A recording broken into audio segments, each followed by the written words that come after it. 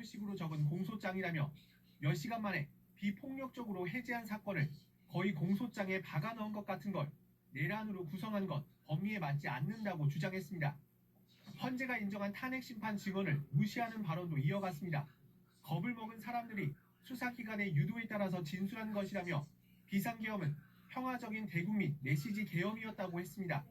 탄핵 심판에서 들고 나왔던 논리를 훨씬 강경한 어조로 반복했습니다.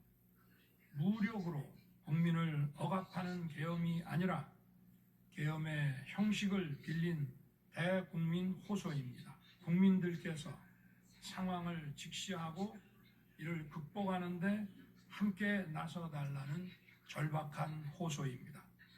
윤 전 대통령은 계엄에 대한 판단은 대통령이 갖는 것이고 장관이나 국민보다 수백 배 정보를 가져서 사법 판단 대상이 안 된다는 주장을 또 되풀이했습니다.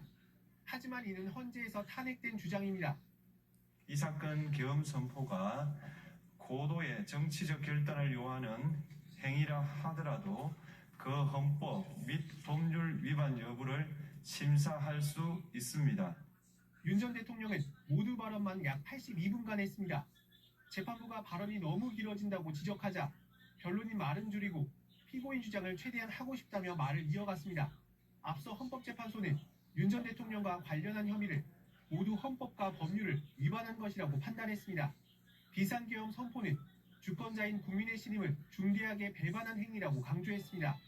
헌재는 경고성이나 호소용 계엄은 있을 수 없다며 전원일치 의견으로 파면 결정을 내렸습니다.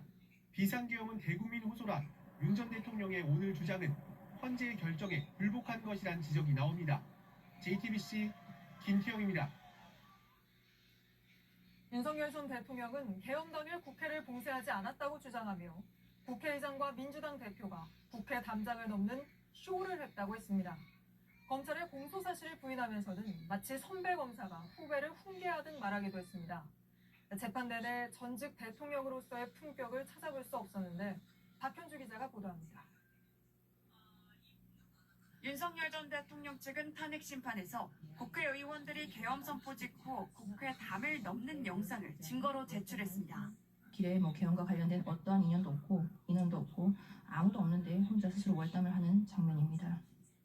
내란 형사 재판에서도 변호인으로 나선 김계리 변호사가 탄핵 심판에서 국회의원이 담을 넘을 수 있었던 건 국회 봉쇄 지시가 없었기 때문이라는 취지로 주장한 겁니다. 오늘 윤 전 대통령은 같은 주장을 되풀이했는데 김 변호사보다 훨씬 원색적인 단어를 사용했습니다. 우원식 국회의장과 이재명 민주당 대표가 사진을 찍으며 담 넘는 쇼가 다 찍혔다며 국회에 못 들어간 사람은 전혀 없다고 말했습니다. 검찰의 공소장 내용도 직접 지적했습니다. 윤 전 대통령은 검찰 면전에서 앞에 훌륭한 검사들이 있다면서도 공소장을 봤는데 26년간 많은 사람을 구속하고 기소했지만 도대체 무슨 말인지 이해하기 어렵다고 지적했습니다. 그러면서 7, 8개월 벌어진 12.12 사태나 5.18 내란 사건 공소장도 이렇지 않고 간명하다고 비난했습니다. 자신이 검찰 선배라는 점을 강조하며 후배 검사들을 가르치듯 훈계하는 모습을 보인 겁니다. 이런 가운데 계엄 선포 배경으로 부정선거 의혹을 꼽았던 윤 전 대통령은 형사재판에선 부정선거 수사는 불가능하다며 한 발 빼는 모습을 보였습니다. 앞서 헌재가 윤 전 대통령을 탄핵하며 부정선거 의혹은 사법 절차를 통해 해소할 수 있으므로 병력을 동원할 필요가 없다고 판단했는데 이를 의식한 발언으로 보입니다. 윤 전 대통령은 계엄 직후 대국민 담화를 통해 부실한 선관위를 점검하기 위해 국방부에 지시했다고 주장한 바 있습니다.